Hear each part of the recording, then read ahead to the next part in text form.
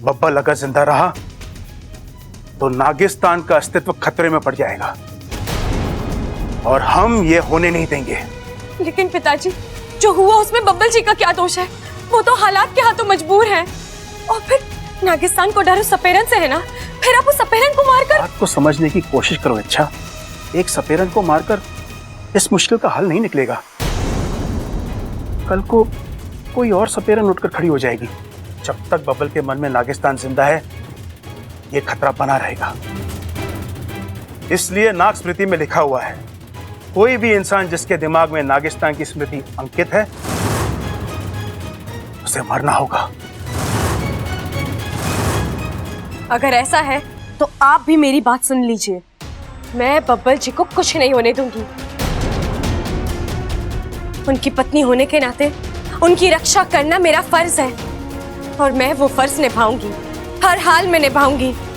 कैसे निभाएगी तू? इतनी ताकत नहीं है तुझ में। देखा नहीं, उस सपेरा ने तुझे पकड़ ही लिया था, मार देती तुझे वो।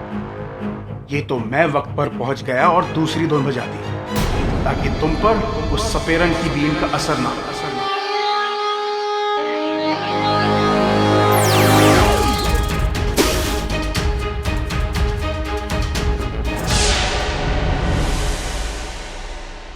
तू उस सपेरन को नहीं रोक पाएगी। वो तुझे मात दे देगी और फिर बब्बल से नागिस्तान का पता उगलवा लेगी और फिर नागिस्तान। नहीं पिताजी, मैं उस सपेरन को रोकूंगी। वो नागिस्तान तक नहीं पहुंच पाएगी। नागिस्तान भी सुरक्षित रहेगा और बब्बल जी भी। तो तू क्या मुझे भी रोकेगी? अगर आपने बब्बल जी की जान लेने की कोशिश की तो मैं ढाल बनकर आपके और उनके बीच खड़ी रहूंगी। हमारा रिश्ता भूलकर मैं आपसे भी लड़ूंगी।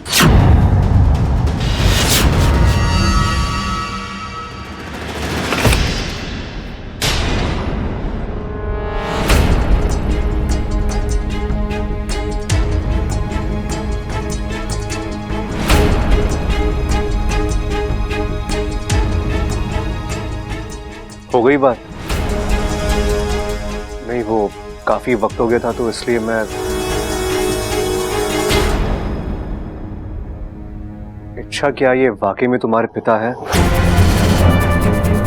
नहीं बब्बल जी, ये मेरे पिता नहीं है। आप इन्हें यहाँ से ले जाइए। इच्छा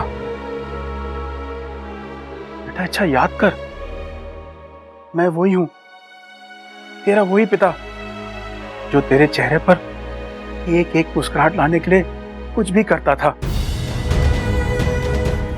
तुझे इसी कंधे पर बिठाकर दुनिया दिखाता था। तेरी बीमारी में तेरे सिराने बैठकर इन्हीं हाथों से खाना खिलाता था। पिताजी के आगे पीछे तेरी जिंदगी चलती थी और आज तो इच्छा, अपनी आंखें बंद कर, अपना हाथ मेरे सर पर रख और अपनी मन की आंखों से देख मुझे। क्या तू अब भी यही कहेगी कि मैं तेरा पिता नहीं हूं?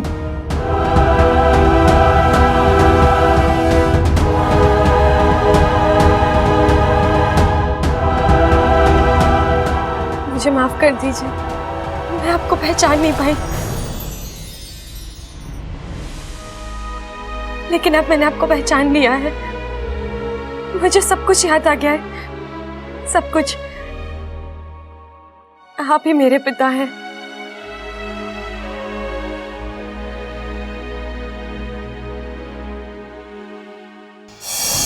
शिव जी ने हमारी प्रार्थना सुन ली, हमारी छोरी की याददाश्त वापस आ गई। इच्छा, मुबारक हो। ए माँ, सालों बाद बाप बेटी का मिलन हुआ है।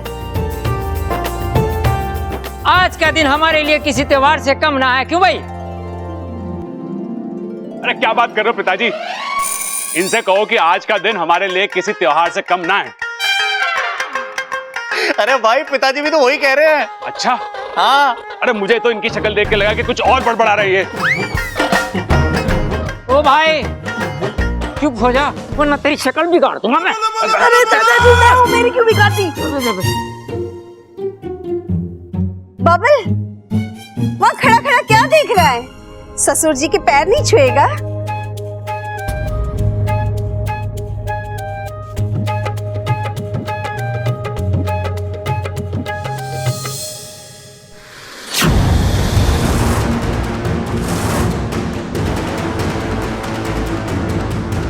आपकी छोरी बहुत प्यारी, बहुत संस्कारी।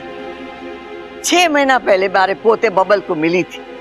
इस घर में आकर रहने लगी, पहले बेटी बनकर और फिर बहू। अरे मारे घर में तो एक पत्ता भी ना हिलता उसकी मर्जी के बिना। इस घर में इच्छा को किसी चीज की कोई कमी नहीं, सारे रिश्ते मिल गए हैं उसे यहाँ। लेकिन माँ बाप का प्यार उसकी जगह तो कोई नहीं ले सकता। मेरी शिवजी से हमेशा प्रार्थना थी कि वो अपनी लीला दिखाए और इच्छा को उसके माँ पिताजी से मिला दें। इतना ही नहीं माँ जी, आज शिव जी ने मुझे मेरे अपनों की सच्चाई से भी वाकिफ करा दिया है। इच्छा की खुशी इस घर की खुशी, और ये खुशी हम जोर शोर से मनाएंगे। कल इस घर में जश्न होगा। अरे कल क्यों दादी, आज क्यों नहीं? अरे छोरा आज पूजा है ना, जश्न के लिए वक्त कहाँ मिलेगा? अरे दादी वक्त मिलेगा, पूजा 12 बजे के बाद है ना। उसके पहले थोड़ा बहुत जश्न तो मना ही सकते हैं ना हम लोग, क्यों? सही कह रहा है तू छोटे, ये ले पैर। लेकिन तब तक अगर पिताजी ने बब्बल जी के साथ कुछ नहीं, मैं ऐसा नहीं होने दूंगी।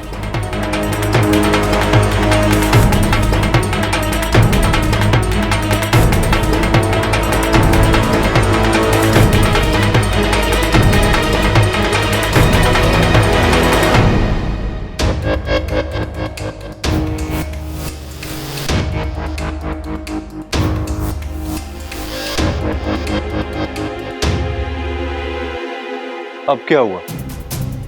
तुम अब भी दुखी हो? क्या कमाल करती हो यार तुम। इतने दिनों बाद तुम्हारी याददाश्त वापस आई है, तुम अपने पिताजी से मिली हो। अरे तुम्हें तो खुश होना चाहिए।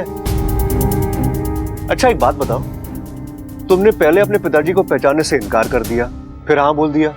ये मामला क्या है? कुछ तो बोलो, मैं ही बोले जा रहा हूं, बताओगी तुम? बबल जी, आपको आपके सारे सवालों के जवाब मैं बाद में दूंगी। पहले आप मेरी बात ध्यान से सुनिए। आप मेरे पिताजी से दूर रहेंगे। क्यों? प्रॉब्लम क्या है? अरे अच्छा, मुझे तो वो अच्छे लगे। मेरा मतलब है कि उन्होंने इतने सबूत भी तो दिए कि वो तुम्हारे पिता है। तो फिर अच्छा, उनकी बताई हुई कहानी में और तुम्हारी कहानी में कोई फर्क है क्या? तुम उन्हें पसंद नहीं करती हो? नहीं, ऐसा कुछ नहीं है। तो फिर बात क्या है? वो मैं आपको अभी नहीं बता सकती बबल जी। और आप मुझसे बिना कोई सवाल किए मेरी बात नहीं मान सकते क्या? नहीं मान सकता। तुम जब भी मुझसे कुछ छुपाती हो ना, मुझे डर लगता है तुम्हारे लिए, चिंता होती है तुम्हारी, टेंशन होता है मुझे। अच्छा हम पति पत्नी हैं, तो हम दोनों के पीछे लुका छुपी किस लिए? खुलकर बताओ ना, बात क्या है? अच्छा कहीं तो मैं ऐसा तो नहीं लग रहा कि वो तुम्हें अपने साथ ले जाएंगे? हाँ, यही डर है मुझे। अच्छा पागल हो तुम, हाँ? कुछ भी सोचती हो यार। अरे अच्छा तुम्हारे पिता तो क्या, मौत भी हम एक दूसरे से अलग नहीं कर सकते। बबल जी, ऐसी बेहुदा बातें मत कीजिए। क्या हो जाता है तुम्हें?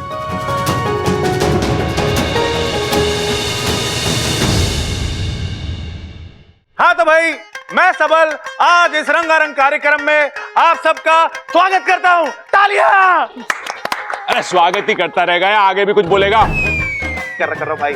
हाँ तो भाई, जैसा कि आप लोग सब जानते ही हैं कि हम यहाँ पे क्यों इकट्ठा हुए हैं। भाई क्यों इकट्ठा हुए हैं? याद आया याद आया। हाँ हाँ बब्बल, आज मेरे छोटे भाई बब्बल का जन्मदिन है। तालियां। चंचल, मारा लठ लेका, आज इसकी अकल ठिकाने लगानी है। मैंने अरे पिताजी आराम से। भैया ये जश्न मेरे जन्मदिन का नहीं है, इच्छा और उसके पिताजी के मिलने का जश्न है। हाँ तो भाई, इस रंगारंग कार्यक्रम की धमाकेदार शुरुआत करने जा रहा है आप सभी का प्यारा सबल। तालियां। तालियां। बजा दो। हाँ भाई एक मिनट। तो दादी, इस कार्यक्रम की शुरुआत में अपनी क्लासिकल आवाज में एक क्लासिकल सॉन्ग पेश करने जा रहा हूं मैं, दादी। जीता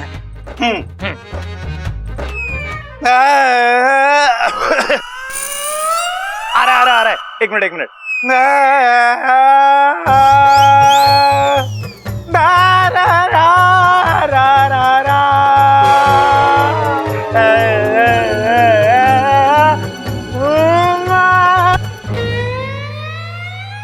सबल, चुप कर जा।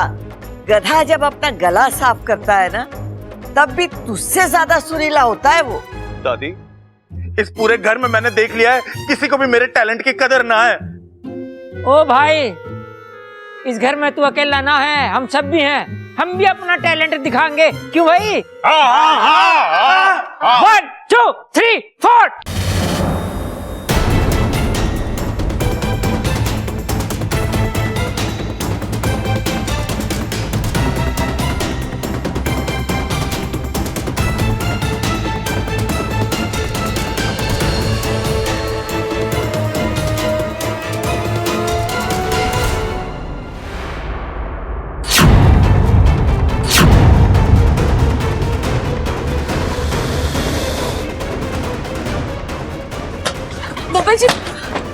बब्बल जी आइए, बैठिए यहाँ पर। अच्छा, मैं बैठिए।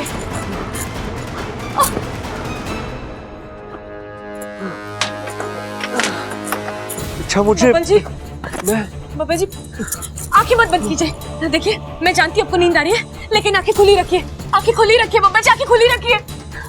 बब्बल जी, बब्बल जी, लगता है पिताजी ने बब्बल जी को डस लिया है। उनका जहर तो मुश्किल से 3 मिनट बचे हैं, उससे पहले बब्बल जी को बचाना होगा, वरना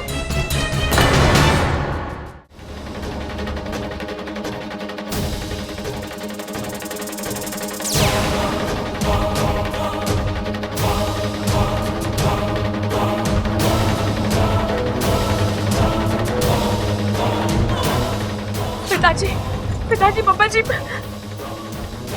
मेरे जहर से उसे बचाना मुश्किल है। अच्छा, तुम ये नहीं कर पाओगे। पिताजी ऐसा मत कीजिए, मेरे बब्बल जी को बचा लीजिए।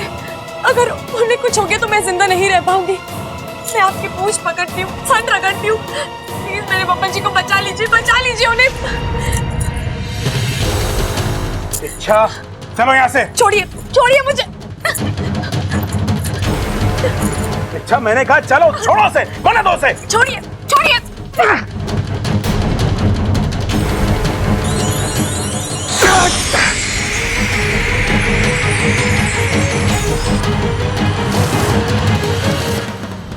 नहीं, अच्छा ऐसा मत कर। बब्बल को बचाने का मतलब है नागिस्तान की तबाही। ये तो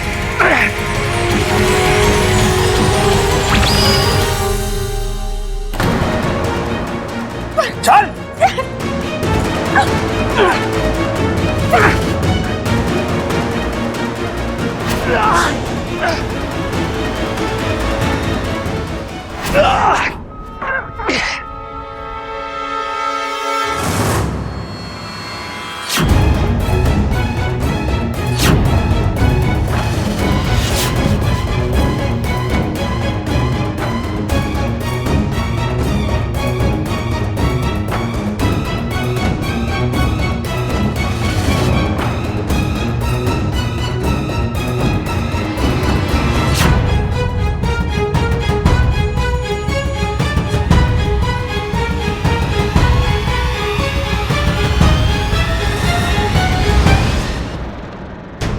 बबल जी, बबल जी, बबल जी, बबल जी।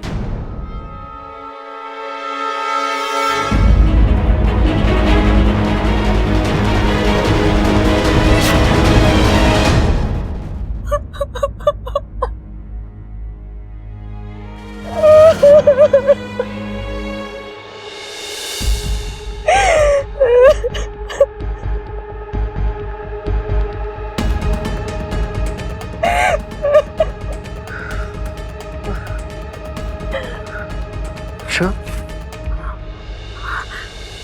बबल जी, आप ठीक है?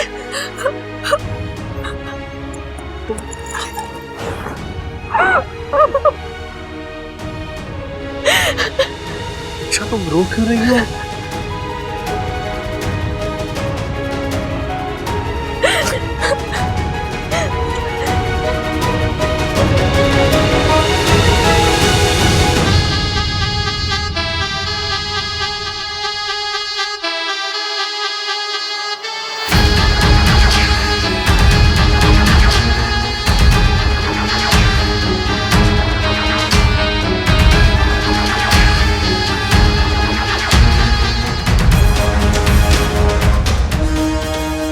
कौशल्या जी, प्रणाम। प्रणाम। पूजा की तैयारी हो गई? आपने पूजा के लिए जो जो सामग्री कही थी सब ला के रखी। हमारी तरफ से भी हम पूरी तैयारी करके आए हैं। वो देखो जी, बब्बल भी आ गया।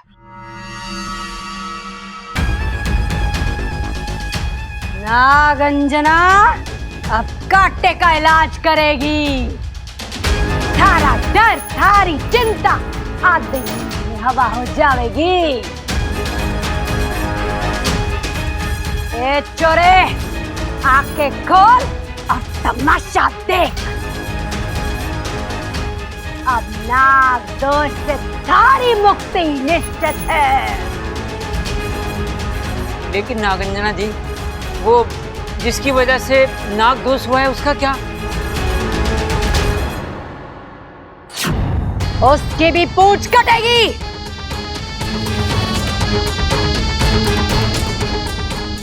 नागंजना की बीन को ईश्वर का वरदान है। वो नाग के अंश से वंश तक सबका सर्वनाश करेगी। नागंजना जी, हम किसी का बुरा नहीं चाहते। बस आप तुम्हारे पोते बबल को इस नाग दोष से मुक्ति दिला दो, हमारे लिए वही काफी है। अब इस सपेरन को रोकना मुश्किल है। ये आज पूजा करके ही दम लेगी। क्या करूं?